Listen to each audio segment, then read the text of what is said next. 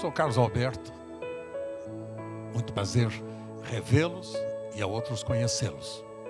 Amo vocês, tenho o privilégio de estar junto com vocês. Meu amigo Robson, querido, assim eu mato a saudade um pouquinho de você, viu? Longe dos olhos, mas perto do coração. Toma lá teu jeito, rapaz, veja lá. Aqui está um companheiro meu de ministério, é o pastor da nossa comunidade em São Paulo, sede, e tem um trabalho tão lindo que ele desenvolve. Eu queria que ele cumprimentasse vocês e desse uma palavrinha, por favor.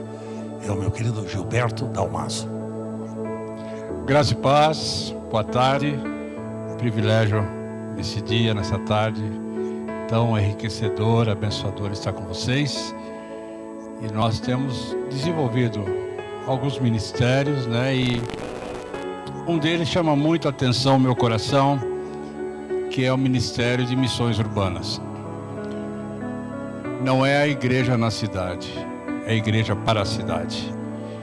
E no decorrer dessa caminhada, o Senhor tem levantado entre nós, homens, mulheres, idosos, gente simples, outros de uma formação melhor. E nós temos atuado através das capelanias, Ministério Prisional, o CDP de Guarulhos, Santana, Belém, Presídio Feminino, através também da capelania hospitalar, lá no Hospital Dante Pazanese, aos domingos. E recebemos um desafio, já há uns anos atrás também, de estar junto com os PMs de Cristo, Coronel Terra, amigo querido, fazendo um trabalho junto aos policiais militares. Nós entendemos que o chamado da igreja é para fora das quatro paredes, é a eclésia. E Tiago fala que aquele que sabe o que deve fazer e não faz, comete pecado. E nós temos desafiado os irmãos a estar indo à frente desses ministérios e nesses locais nós temos visto milagres acontecer. O avivamento está acontecendo nos presídios, nos hospitais, não só os doentes que estão recebendo uma palavra de incentivo, de consolo, mas os próprios funcionários que vêm conversar com a gente. Tem sido isso que tem acontecido entre nós. E eu lembro, o pastor Jonathan está aqui, no último encontro nós estivemos, e o Coronel Terra veio conversar comigo e falou: Gil, nós temos um desafio, a Escola de Formação de Sargentos tem 700 alunos, o comandante é nosso amigo, nós precisamos implantar a capelania policial ali. Desafio é a nossa cidade. Então, assim, eu louvo a Deus porque hoje nós somos por volta de 60 voluntários. Gente anônima, não é gente de púlpito, mas que entenderam a missão e o propósito da igreja. O propósito é ser luz, porque se apagarmos uma luz aqui não vai fazer muita diferença. Mas essa luz onde está escuro tem feito a diferença. É a missão do Senhor. Então louvo a Deus pela vida de vocês, experiências. Havia um irmão que falou do trabalho com moradores em situação de rua, já queimou meu coração. E é isso. Obrigado por me ouvir. Esse é o corpo de Cristo funcionando, né? Obrigado, querido. Muito obrigado. Muito obrigado. Olha, eu não vou pregar, tá? Eu garanto que pastor é um caso de polícia. Se ele encontra um microfone e auditório para ouvir, ele fica enlouquecido. Enlouquecido, ele quer pregar, ele quer fazer, tá entendendo? Quer cantar. Eu gosto também, mas enfim, mas tudo tem sua hora. Mas que bom estar com vocês. Eu tenho uma alegria enorme. Eu quebro todos os protocolos, viu? Tá? Vocês vêm aqui, se apresentam, um é o apóstolo poderoso, outro é o bispo. Eu tenho respeito por todos vocês. Mas vocês são meus amigos, vocês são meus irmãos. O que eu gosto mais é de chamá-los de amigos. Porque foi assim que Jesus chamava os seus discípulos, meus amigos. Eu gosto de chamá-los de amigos, que é um amigo mais chegado que o irmão. E cadê o Chore? Chore, obrigado, viu, Chore? Cadê o meu amigo Chore? Obrigado. O Rayon eu gostei mais, hein, Chore? Aprender a falar japonês para poder me comunicar com meu amigão. Mas eu sou Carlos Alberto, da Comunidade da Graça, vocês sabem disso. E eu hoje me senti o mais idoso do Arraial de Pastores. Eu estou com 83 anos, 60 anos de casamento com uma só mulher. Não, hoje em dia tem que avisar a coisa, né? Uma só. 60 anos de casados. Vou completar agora, dia 29, bodas de diamante. Vocês estão meus convidados, bodas de diamante. Eu e Sueli, minha preciosa gatinha, de 62 anos. Um de namoro, um de noivado e 60 de casamentos.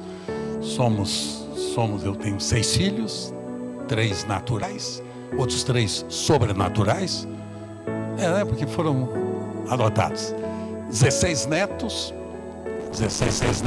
está faltando só os bisnetos agora.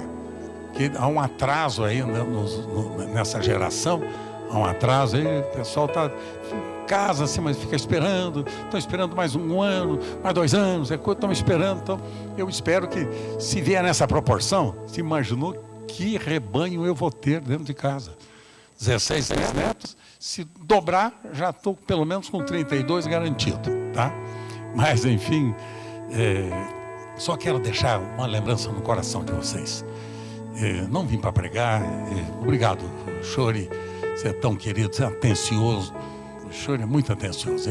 A gente se sente constrangido quando o Chori liga e convida a gente, porque ele faz isso com tanto amor, tanta graça, tanta atenção, tanto respeito, e eu me sinto obrigado. Toda vez que você me liga, quando você me liga, você me escreve, eu pronto, já me perfilo e falo: sim, senhor, à sua disposição, comandante, pronto para lhe servir e servir. Veja, anota isso aí, tá? Tá bom?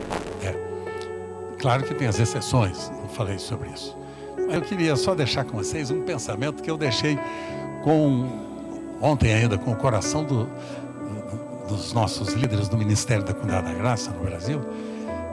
Eu deixei uma página de um texto que eu li, um livro muito interessante do nosso querido Paul Yong-Soo, e ele deixou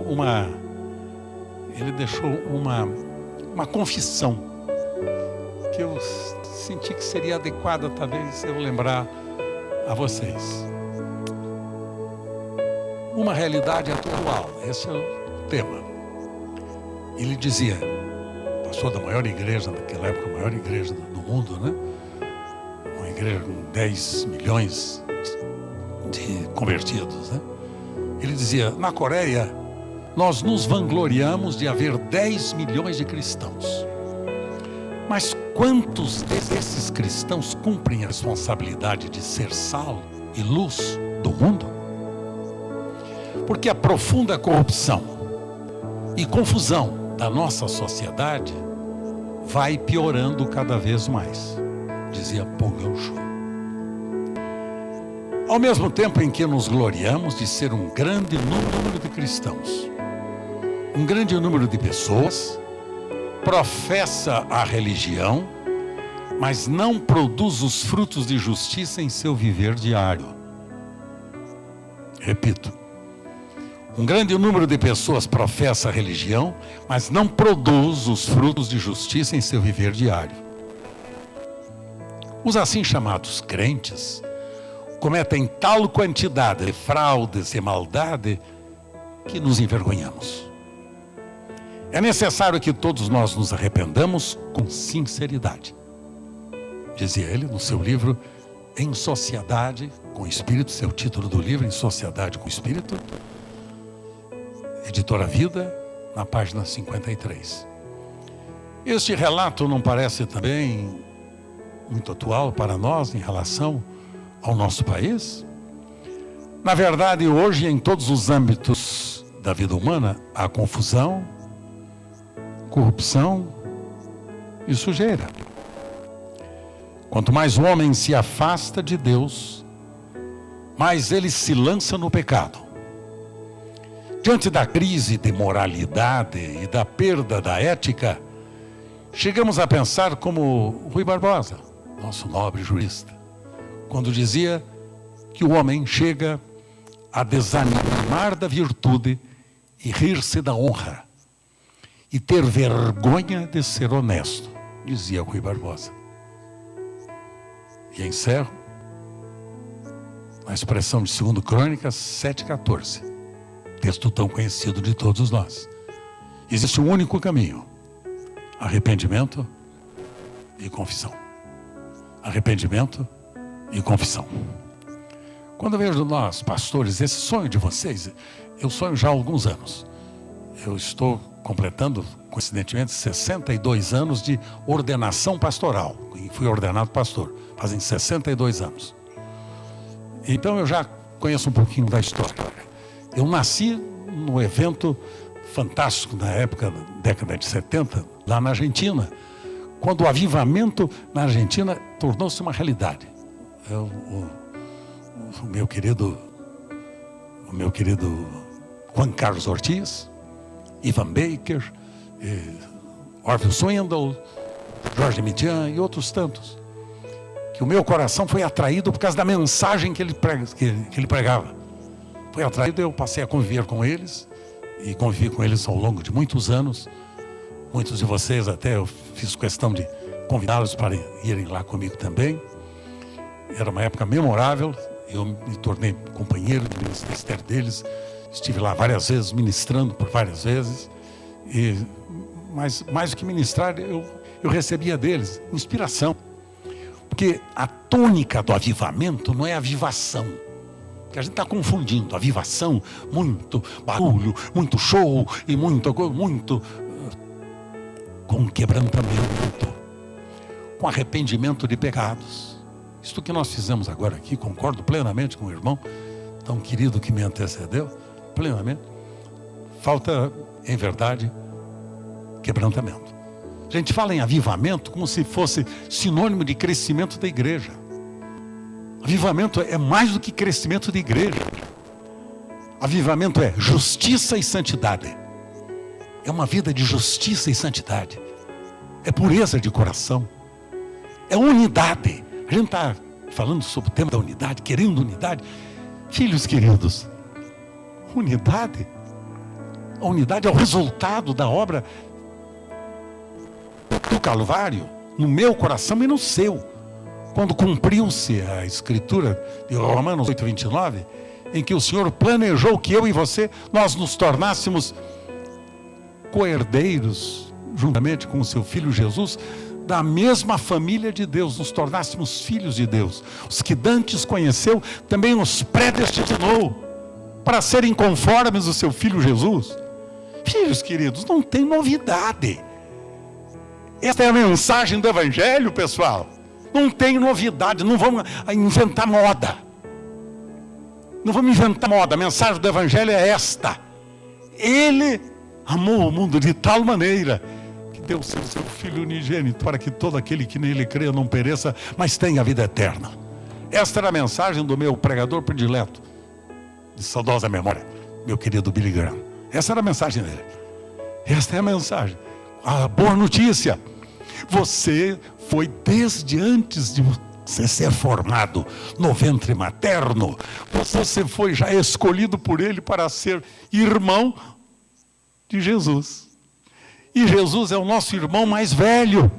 Ele é o primogênitor, o primeiro de uma geração de homens e mulheres que ganharam a natureza dele, ganharam o mesmo código genético dele, pessoal.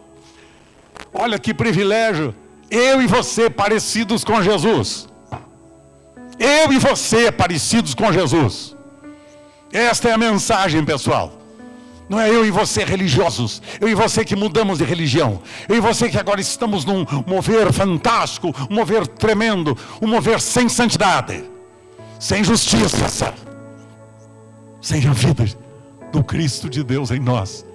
A gente fala de unidade como se fosse formação de uma sociedade maçônica, uma nova maçonaria. Está vendo? Então agora todo mundo vão ser igual, vamos estar juntos agora, vamos pensar do mesmo jeito, vamos dar do mesmo jeito. Conversa fiada. Unidade é chorar com os que choram, sofrer com os que sofrem. Unidade é cuidar do órfão, da viúva, do pobre, do necessitado. Unidade é sentir as dores do meu irmão. Unidade É celebrar as vitórias do meu irmão. Unidade. É comunhão com o meu irmão. Unidade. É estar junto com o meu irmão. Que conversa fiada de unidade é esta? Eu ouço isso há pelo menos 60 anos. Já participei de todos esses meus queridos que foram mencionados aqui. Foram meus amigos muito especiais também. Muito queridos, com quem eu convivi. Tive o privilégio de conviver. Alguns já de saudosa memória. Eu que continuo até os 120. Tu vai ter que me engolir. Está entendendo? Eu estou sem pressa. Costumo dizer, se alguém quiser, por acaso, quiser minha senhazinha, fala comigo que eu estou passando a senhazinha. Que vou até os 120. Ainda mais hoje recebi uma oração para renovar o meu coração. Cadê o meu amigo querido que orou por mim? Ele e a esposa. Cadê o meu precioso que orou por mim? Obrigado, filho querido. Então, ganhei um coração que vai até os 120. E ninguém detém, a obra é santa. Nem Satã nem o mundo inteiro pode apagar esse ardor. Ninguém detém, a causa é santa, esta causa é do Senhor. Bora, carinha. Bora, vamos junto. Então, queridos, a mensagem do Evangelho é esta. Você foi criado para ser parecido com Jesus. Venha conhecê-lo. Venha experimentar a graça dele. Venha receber o perdão dos seus pecados. Venha receber a experiência de ser transformado em uma nova criatura. Que você foi incluído na sua morte, lá no Calvário. Quando ele o levou ao Calvário, na sua morte, ele levava você junto. Morreu por todos. Logo, quantos morreram? Então, meus pêsames. Todos morreram. Todos. Você está sentado ao lado de um morto. Faça o teste. Sabe qual é o teste? Contraria. É só contrariar, você vai ver que se está morto ou não está. Contrarie e você vai ver. Então, crucificados com Cristo. Ele resolveu o nosso problema lá no Calvário, lá na cruz, crucificados com Ele. E no poder da ressurreição fomos com Ele ressuscitados para sermos uma nova criatura. Portanto, se alguém está em Cristo, nova criatura é. As coisas velhas já passaram e eis que tudo se fez novo. Porque não sou mais eu quem vive, mas agora é Cristo que vive em mim. E a vida que eu agora vivo na carne, vivo pela fé do Filho de Deus, o qual me amou e a si mesmo se entregou por mim. É uma incoerência falar de andar em unidade com vocês. É besteira. Eu não vou orar para andar em unidade com você. Não vou. Sabe por quê? Porque eu já sou com você carinha. Você que é sulino, que é do sul de Porto Alegre? É você? Cadê o meu conterrâneo lá do sul? Conterrâneo do sul. Matei a saudade do nosso sotaque gaúcho. Eu sou de Curitiba, sou paranaense, mas é vizinho seu lá, viu, carinha? É? Curitibano? Pô, que gente boa, cara. Sinceramente, eu sabia que tinha alguma... Não, eu senti que havia muita comunhão com ele, entendeu? Agora, deixa eu te perguntar, para que estamos fazendo essa reunião aqui? Chore, desculpa, vou acabar com a tua reunião. Para que fazer essa reunião aqui hoje? Essa reunião tem que ser de celebração. Não é para eu considerar a nossa unidade. Unidade, a não ser que você não conheça a Bíblia. Um morreu por todos, logo, todos morreram. Os que vivem e não vivem mais, para si. Filho, acabou a conversa. Eu e você somos um. E ponto final. Agora que falta apenas uma coisa, é nós começarmos a andar juntos. Vamos andar juntos. Vamos estar juntos, vamos ter interesse uns pelos outros. Vamos celebrar a vitória dos irmãos. Quando eu vejo os meus cantores e músicos e poetas prediletos do passado, né, querido? Eu celebro no meu coração. Vamos aprender a andar juntos. Porque o grande problema nosso, sabe qual é? Andar junto. Porque a gente não consegue andar junto com outros sem contar as nossas grandes conquistas. Sou pastor reverendo de uma grande organização. E o senhor quantas igrejas tem? 5.000? Pouco. Já conquistei 50.000. Então eu recebo toda a honra, todo o respeito e consideração, tá entendendo? Olha que besteira. tem besteira. Eu acho tão ridículo quando a gente se encontra para contar vantagem. Que a gente se encontre para contar o estilo de vida que o Senhor tem nos proporcionado. Aquele que é santo, santifique-se ainda. Quem é puro, seja mais puro ainda. Quem é justo, mais justo ainda. Então eu estava pensando hoje, né? Temos as obras da carne e os frutos do Espírito. Aí, lá na Filipenses. Obra da carne e fruto do Espírito. E que dificuldade da gente alimentar ainda as obras da carne. Maledicência, inveja.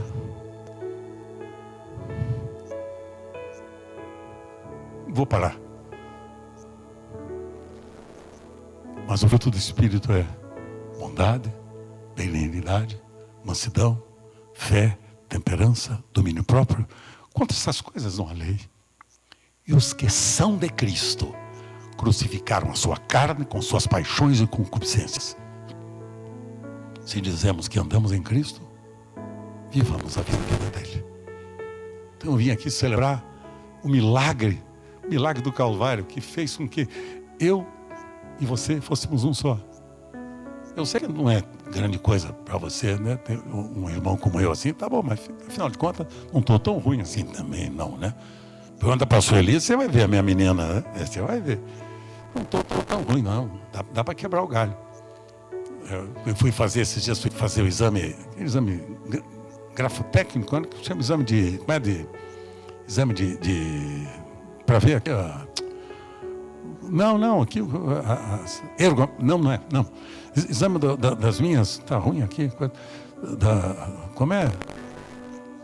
Não, querido, não estou tão ruim assim, não, para. Não. Da memória, isto, obrigado. Não, do dedo, como é? Vocês também estão sem memória. Me ajuda aí, o Jorge. Hã? Não, que glicemia? Para com isso. O exame para descobrir os meus... Como é? Nossa, nem vocês sabem. Meu Deus, deu branco aqui agora, né?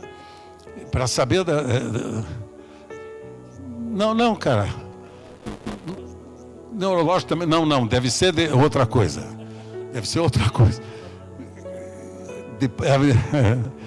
Não, mas para tirar a carteira de motorista tem que fazer o que mesmo? Digital, meu Deus do céu. Ainda bem que você veio. Tinha que ser amigo do meu amigo mesmo, filho do meu amigo. É isso. Digital, fui fazer exame da digital e aí, cara, nos 10 dedos não tinha digital. Nos 10, né, me mandaram lá pro lugar lá que faz o tipo de exame, né? Me mandaram. Aí eu estava sem digital, aí a pessoa que me atendia, né? Aí eu falei brincando, falei com a senhora que me atendeu, eu disse, pois é, a gente vai envelhecendo, vai ficando até sem digital, né? Não tem mais digital na mão. Então, eu e minha esposa não temos mais as nossas digitais, tem que fazer o exame mesmo de imagem, né? Aí a senhora que estava do meu lado, está sem digital, mas também não está ruim assim, o senhor está tão bem, o senhor está tão bonito. Cara. Falei para a Sueli, valeu o dia, menina. Ganhei o dia, que estou sem digital, mas ainda dá para quebrar o galho, você está entendendo? Então, queridos meus, brincadeiras à parte, que bom estar com vocês e dar-lhes uma notícia. Vamos ter que viver até a eternidade juntos. Vivamos aqui agora esta verdade, como irmãos do nosso irmão mais velho. Irmãos do nosso irmão mais velho, parecidos com ele, com a mesma genética dele, com o mesmo coração dele, com a mesma santidade dele, com o mesmo estilo de vida e justiça dele.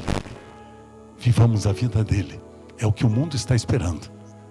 É o que o mundo espera de nós. E a realidade da Coreia, para a tristeza nossa, tem sido a nossa realidade. E alguém falou comigo, não são os nossos dirigentes, são os nossos governantes, esses é que são os responsáveis por isso. É menos. Gostei da sua palavra. Responsáveis por isso sou eu e você. Tá? Porque eu e você somos sal da terra e luz do mundo. Aqui estão os representantes de Jesus neste mundo. Eu e você. Então, vamos parar com esse negócio de ficar transferindo a responsabilidade para os outros. Quem não presta é o fulano. Quem é corrupto é Beltrano. Desculpem. Hoje a gente tem visto mais manchetes de grupos evangélicos envergonhando a gente do que qualquer outra coisa. Que tristeza para nós. Grupos evangélicos trazendo muita vergonha.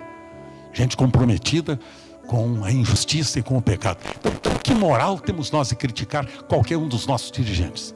Então, antes de criticar, vamos pensar, qual é a minha função? Como sal e como luz.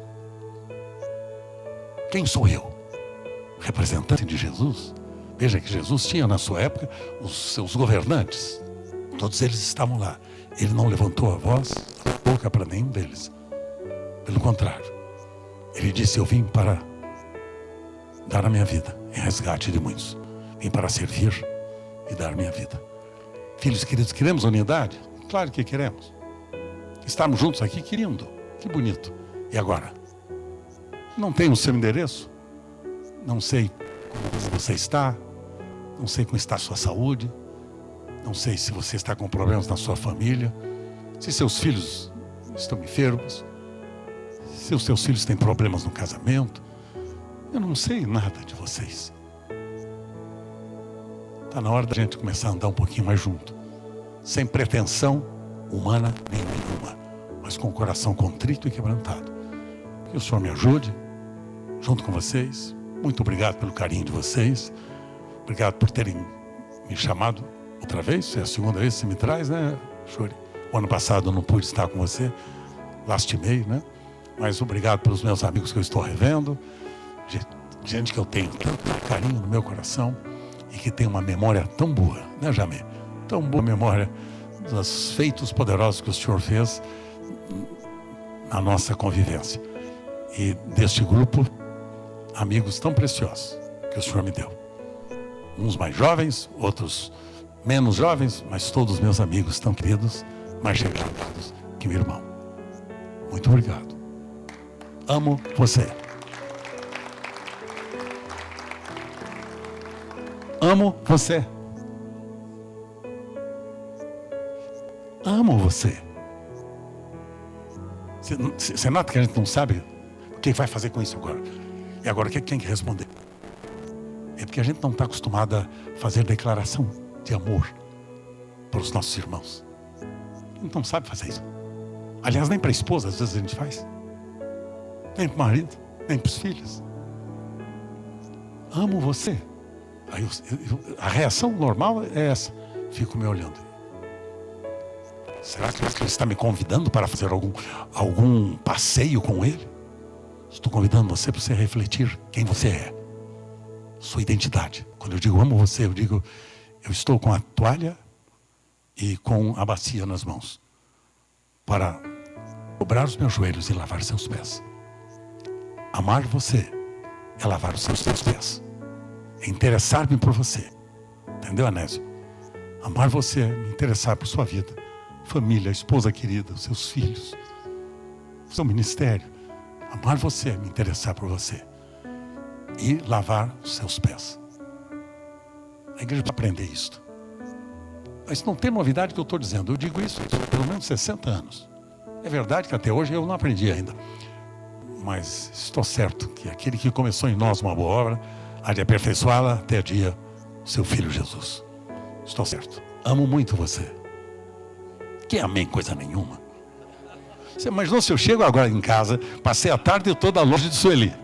Passei longe da minha menina. Entendeu? Chego lá em casa e tudo, eu todo faceiro, vou entrando pela porta. Ô, amor, estava com saudade de você. O pessoal encontrou lá, mandou um abraço. Olha, eu amo tanto você, querida. Ela olhar para mim e falar assim como você falou. Amém. Sabe o que eu vou pensar? Sabe o que eu vou pensar, cara? Entrei numa casa errada. Não é a minha casa.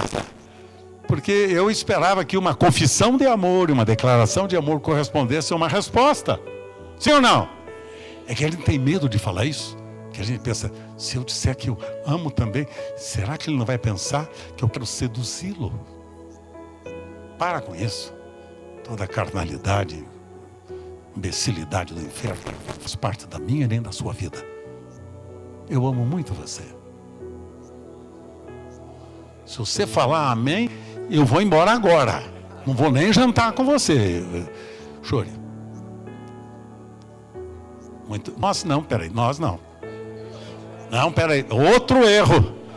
A gente já transfere para todo mundo. Nós também. Nós tudo aqui te amamos também, entendeu, Carlos Alberto? Não é nós tudo. É eu individualmente. Quer dizer, eu estou dizendo, me interesso por você. Quando eu digo, amo você, estou dizendo, irmão, eu me interesso por você. Você é precioso para mim. Sua vida, sua família, seus talentos, seu trabalho. Puxa, isso tem importância para mim. Nós temos a mesma imagem de Jesus. Por isso podemos juntos cooperar um com o outro. Amo você.